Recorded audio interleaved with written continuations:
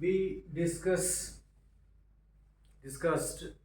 stability, measures of stability and measures of equivalence separately, और उसको हमने समझा कि किस में मेजर्स ऑफ स्टेबिलिटी का कब इस्तेमाल करना चाहिए, इक्विवेलेंस का इस्तेमाल कब होगा, और कई एग्जाम्पल दिया, नॉलेज लेना है तो और लॉन्ग टर्म लेना है तो।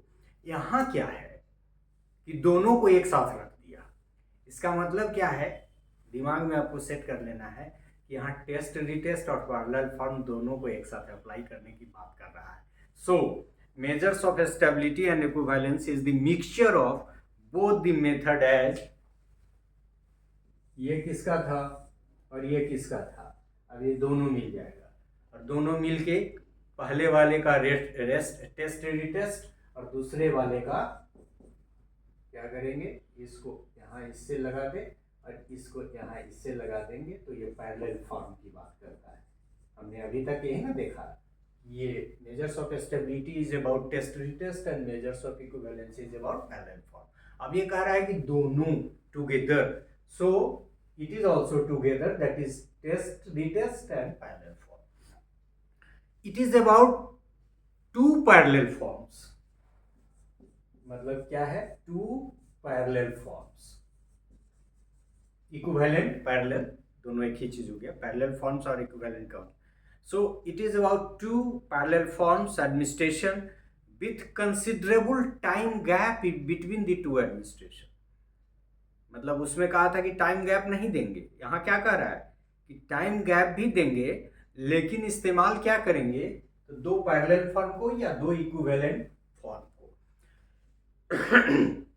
मतलब इसमें थोड़ा ही चेंज हुआ, इस्तेमाल टेस्ट रिटेस्ट नहीं करेंगे, सेम टेस्ट को नहीं करेंगे, करेंगे दो पैरेलल फॉर्म, लेकिन टाइम गैप देंगे। इक्विवेलेंस में क्या था कि टाइम बैलेंस कहा कि नहीं, टाइम गैप नहीं देंगे।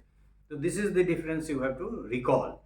It is employed when both large range prediction, जो था इसके लिए मेजर्स ऑफ स्टेबिलिटी के लिए और इक्विवेलेंस के लिए, so large range prediction and domain of knowledge are to be considered. चूंकि दोनों मिला दिया तो दोनों को कंसिडर हो रहा है, देख भी ले रहा है। सो the correlation coefficient between the two sets of scores provide the coefficient of stability and equivalence.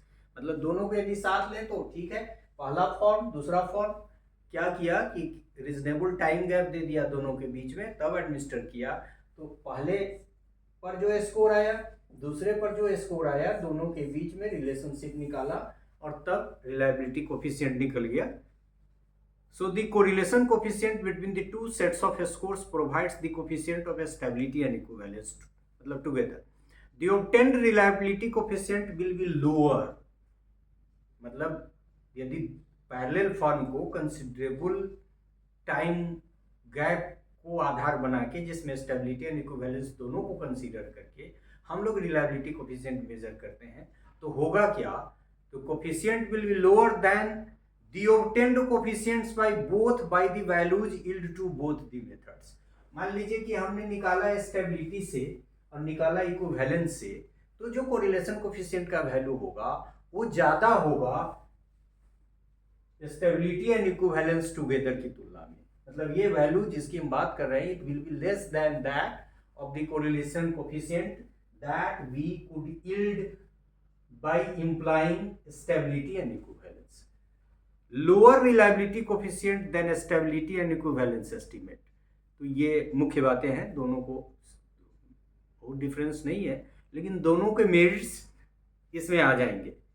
Obvious है कि दोनों की लिमिटेशंस भी आ जाएंगे, लेकिन हमको जब ऐसे टेस्ट की ज़रूरत हो जिसमें हमको दोनों चीज़ें देखना है, और दोनों चीज़ों में क्या कि long range prediction and knowledge, तो वैसे कंडीशन में हम रिकमेंड करेंगे कि measures of stability and equivalence estimate of reliability का हम इस्तेमाल करें। So thank you for this.